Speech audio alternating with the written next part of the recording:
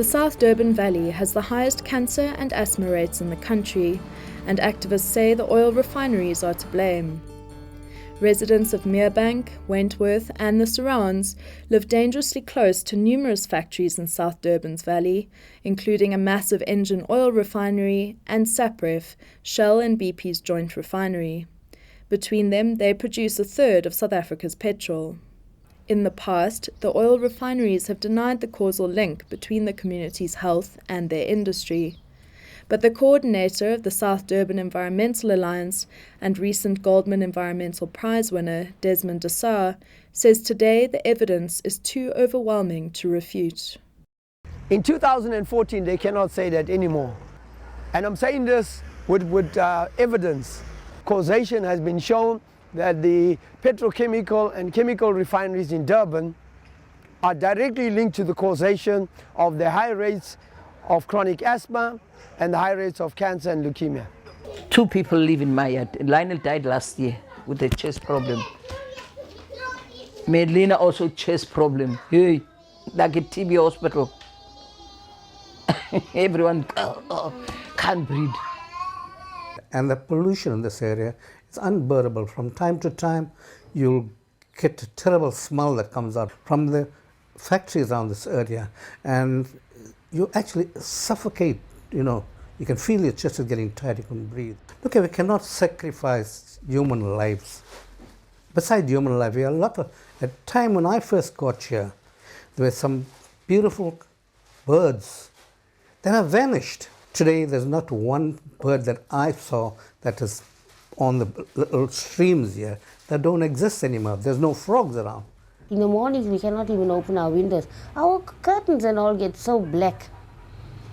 Me and my neighbor, sometimes we have a problem. Most of the people here, we have a problem. 2002, the Settler School study has broken the Guinness Book of Record that has shown that half the population in South Durban, 52% of them, have got asthma. The 2007 health study has shown that the escalation of chronic asthma in South Durban is increasing, that the rate of cancer is 24 times the norm, and that the leukemia rate is 24 times the national norm. Leukemia rate, which is childhood cancer. And I saw many of our children and our parents die. My brother died of cancer, and also my one daughter had asthma, and my one grandchild has got, she's got to have a nebulizer all the time. So it's also personal, many of us are burying our children and our families week in and week out. And despite the fact that we have the biggest oil industries in South Durban that make about 40 million rand a day profit, nothing comes to our community. Our health is paid by us. Behind every door, we heard another story of respiratory problems in the young and old. Those suffering from health complications receive no assistance from the oil refineries or government. Due to the high levels of unemployment and poverty, many can't afford the medication and have to walk to get medical attention. Dureshni Pillay has been living in the area for 29 years. Her 8-year-old daughter, Caitlin Reese, suffers from chronic asthma. From small baby, she's on and off in the hospital, and she used the pump, and every month she's got to go for medication. And you must know we don't have transport. So the thing, every time that she gets sick, we got to phone the ambulance. Now when we finish from there now, we have to walk from there, have to walk with her from winter to here. But now I can't do nothing because I got a letter from the hospital stating that she's an asthmatic, and because of the place that we're living, the doctor saying they cannot do anything for that cough. That refinery is rotten. As you can see, it's all corrosive, and you can see the pipes are all corrosive. Built in 1953, the other one built in 1963. If these refineries were in Europe, they would be shut down. We've had over 30 explosions and fires at these refineries in the past 10 years. And that despite the fact that we had the biggest petrol leak under people's homes. Millions of liters of gasoline sunk under people's homes.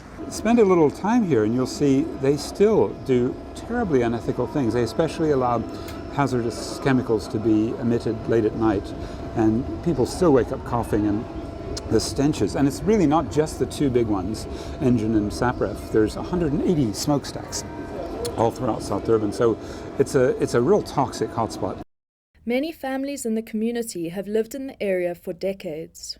Local DA councillor Aubrey Snyman told us what it was like to grow up here. As youngsters, we could barely breathe at the time, but we kind of took it as, part of life, being 7, 8 years old at the time. We just thought, well, there's a big refinery, and we just at that time assumed, well, this is part of life. Later on, when studies were starting to get done, like surveys, and then we discovered, hey, there is a problem. Those who moved from other areas say they never had these health problems until coming to South Durban. Elizabeth Barnes grew up on a farm in Zululand and was an active youngster. She moved to Wentworth when she was 25 years old and says her health has gone downhill since then. I came in Durban, I did not suffer with my chest. I was breathing normal, but here now I can't even breathe. Sometimes I can't even talk. Like something is blocking my breathing. They have got guns now, I can shoot my chest. There's the guns. I shoot my chest to open because I can't breathe. I have to help myself. Sharon Iyer lost her husband due to chest complications after moving to Merebank. And my husband wasn't a person that had chronic diseases and illness. And when he came to Merebank, he got very sick. He was suffering with asthma, wheezing, and bronchitis. And he wasn't even able to work and support us. Twice a month he used to go to Wentworth Hospital for treatment. And he was gone very sick. He was only living on the pump. He cannot even walk. He cannot do anything, even bend. It was all because of engine. And I think the pollution, we are breathing. And I lost him in 2007. And then I also got in touch with wheezing. From last year, wheezing I had, and I was suffering with bronchitis. And now I am also unemployed. I'm not working. It's just my son that's working. And we're just battling our lives out. Professor Patrick Bond says that Durban is ground zero for many environmental and exploitation issues. He pointed out the dangers posed by engine and SAPREF. These are both what we call old rust buckets. They blow up a lot, and they are putting massive amounts of sulfur dioxide and carbon dioxide into the air, as well as many other pollutants. We had burning oil drop on 100 school kids who were hospitalized on October 11, 2011. Just before the World's Climate Summit here in Durban, because engine just blew up, a lightning strike. So this is happening quite a lot. In fact, one lightning strike hit engine and one of the tanks burned for 57 hours. So these are the kinds of hazards people are facing. When asked to respond to the allegations that engine is negatively affecting the community, Engine's spokesperson Gavin Smith said that while they did not study its impact on communities, tests on its employees showed no indication of increased health issues.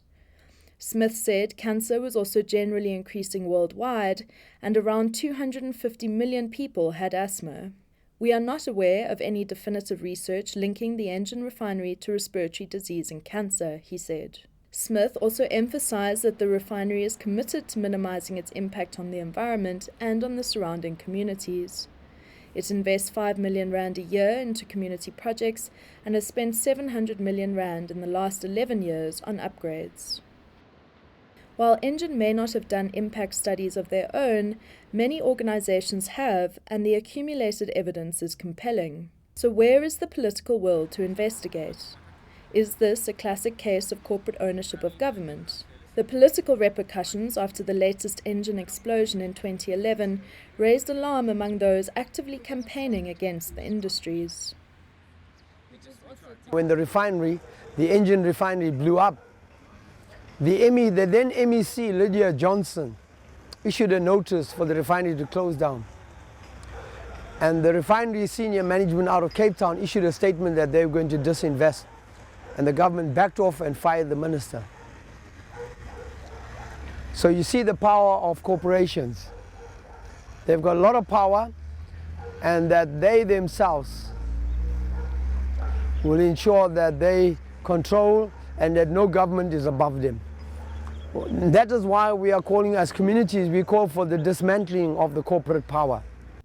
Desar's fight with the petrochemical giants has taken him around the world to face the CEOs and shareholders of the likes of Shell, and to share South Durban's story with other communities similarly affected in other parts of the world.